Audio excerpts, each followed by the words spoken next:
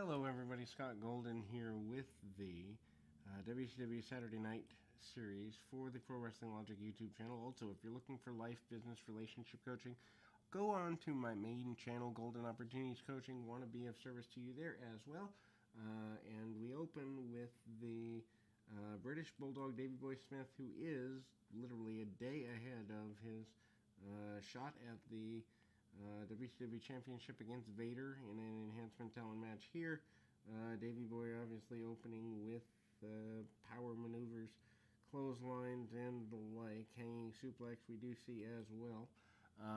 He and Vader do have a couple of marquee matches. Only one pay-per-view. Well, only one pay-per-view singles match, though. They continue to do battle through the summer of '93, mainly trying to hitch Sting to the thing to maybe make it mean a little bit more. Anyway, Davey Boy hits a hanging suplex and the power slam to get the victory. Looking pretty strong here, but it would be goofy for him not to. He promises to win the WCW title in short order. Sir William, a.k.a. Bill Dundee, will be introduced pretty quickly here. Dory Funk Jr. and Gene Kiniski talk about the AWA versus NWA battle at the Slamboree deal. The idea is they have Legends matches here, and that kind of goes that way. Kensuke Sasaki, who becomes a major force in Japan eventually, and Dustin Rhodes taking on the wrecking crew of Rage and Fury. Rhodes kind of endorsing him as like an American ambassador or something. Anyway, Rhodes takes down one half of the wrecking crew, works over the knee, drops the knee on the knee, so to speak, and kind of gets going with it. Spins them around, tries the spinning toe hold, doesn't get what he wants out of it, and instead gets clotheslined for his trouble by the man on the outside of the ring. Shoulder tackles and such by a fresh Kensuke Sasaki. Sasaki, not really a big deal here in America yet. We see him several times over the next 2 or 3 years, including, I believe, a U.S. title victory in 1996 over the One-Man Gang, if I remember correctly, late 95, early 96. Big power slam by Sasaki. Obviously, he gets more accolades and respect in his homeland of Japan. One would easily understand that, as Japanese talents, save for a few, Liger and Muda being the most common examples, don't generally do well in the States as main event guys. Backdrop suplex by Sasaki gets him the victory there. Lots of hype for the Slamboree event tomorrow. Colonel Robert Parker promises big Memphis overrun, and that of course ends up being Psycho Sid to take care of Van Hammer on the next day's pay-per-view.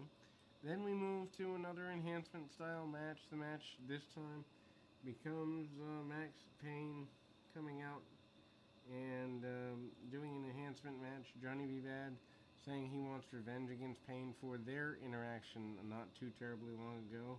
He promises to get his revenge for the fans and knock him out with the Tutti Frutti, which, well, not the best of ideas. Punch kick, suplex, and an armbar by Max Payne gets things going away pretty quickly there. Amazing to me that he was well respected and well regarded internationally. Didn't make sense to my brain then, doesn't necessarily make sense to my brain now. Eric Watts and Robbie V, otherwise known as Rob Van Dam, here in 1993, facing off against Tex Slazenger and Shanghai Pierce. To think that Eric Watts teams with Rob Van Dam at any point makes my head hurt and kind of makes me curious.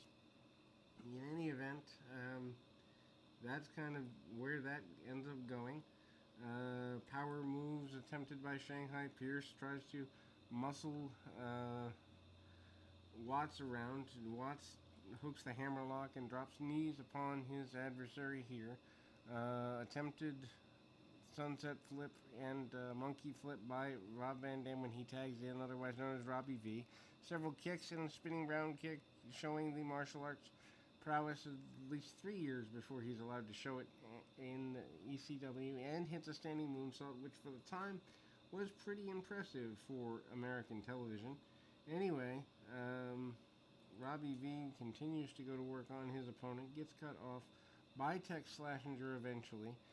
Watts comes back in, works the back of the leg and kicks at the hamstring. Fires up the crowd, doesn't get all he wants out of it, but regular tags with Robbie V. The brawling from Watts doesn't go nearly as well with Tex Slashinger, who I believe later becomes Phineas Godwin. Double noggin knocker on both guys there. It's amazing to me how there really isn't a lot of foresight given, because if you knew you had a guy like Rob Van Dam, wouldn't you stay with it? Anyway, Van Dam and Watts get nailed by the cowbell / bull rope on the outside, leading to a win for Tex and Shanghai. Thunderbolt Patterson, among others, sitting around at a banquet the night before the pay-per-view. Excited there. Too Cold Scorpio back from Japan, at least for a little while, because they do mention he's been in Japan before, fighting for the some tag action, I believe. Mr. Wonderful Paul Orndorff out here, although I think this might actually be a singles match between the two. Yeah, it is. And so we got Scorpio in a rare singles match for the time. He does single stuff when he comes in, but has been teaming with people like Bagwell and Brad Armstrong over the last several months. Television championship on the line, trying to get some extra heat on the belt. Scorpio manages nip-ups and other great athletic maneuvers, showing his acumen, stays on the arm, works the arm bar and arm locks. Slowed down by Orndorff, who manages to hit quite a few basic moves, punches, kicks, and the like. Tries to cheat wherever he can. Scorpio throws the referee out of the way at a point. Illegal blow with some sort of foreign object pulled from the tights by Orndorff. Orndorff falls onto the man, gets the victory that way. Cheap victory for Paul Orndorff, keeping the heat on the man. There's a confrontation between several legends in the back of the hotel, one of which is Jim Brunzell, another of which is Blackjack Mulligan, and I believe Don the Rock Morocco. They all have a confrontation. Johnny Valentine, the father of Greg Valentine, is here. He is not shown as being disabled, although he had been since 75 with the plane crash that nearly killed him. Then we see Scott Norton, who's here short term anyway. Chokeslam by Norton, which at the time was a pretty big deal because you didn't see anyone outside of Vader doing chokeslams in 92, 93 on American television, that is. Shoulder tackle by Norton. Norton, I don't think they ever really had a long-term plan for, but he is muscling his man up and around. Norton gets the shoulder breaker, gets the victory, and looks massive in doing so. Highlights of the Predator with Jesse Ventura hyping the movie with Sly Stallone. I remember at the time being 12, 13 years old, somewhere in that general neighborhood, and being unimpressed with this, except for the fact that Jesse was by the movie star. I did not appreciate Stallone until much later in my life, and thus thought this movie star was trying to make money off my favorite commentator at the time. Second favorite, besides Bobby Heenan. Anyway, Rick Rude is the guest on the Flair for the Gold. This doesn't go very well. Rude basically wants a kimono because there's a couple of the Japanese ladies out there wearing kimonos. Flair wearing one as well. Fifi gets flirted with by Rude.